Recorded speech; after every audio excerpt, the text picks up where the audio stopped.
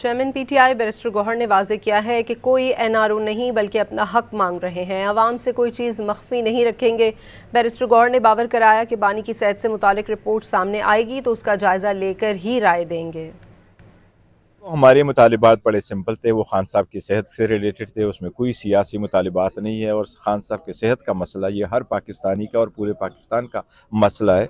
अब हमने भी सुना है, रिपोर्ट आई है, रिपोर्ट मुरतब हुई है, शायद सुप्रीम कोर्ट में भी फाइल हो रही है। जब रिपोर्ट हमारे सामने आएगी, जब उसके कंटेंट्स हम पढ़ेंगे, जब हमारे डॉक्टर उसके कंटेंट्स पढ़ेंगे, खान साहब से डॉक्टर्स की मुलाकात होगी, फिर इंशाअल्लाह ताला उस पर तफसील से अपना राय भी देंगे। और जितनी भी खबरें ये चल रही है, कौन गया, कहाँ हुआ, क्या राबिता हुआ, एक चीज़ की बरमला आपको कह दूँ, हम अपना हक मांग रहे हैं, हम कोई एनआरओ नहीं मांग रहे हैं और इस सिलसिले में हम आवाम को कभी कोई चीज़ मख्फी नहीं रखेंगे।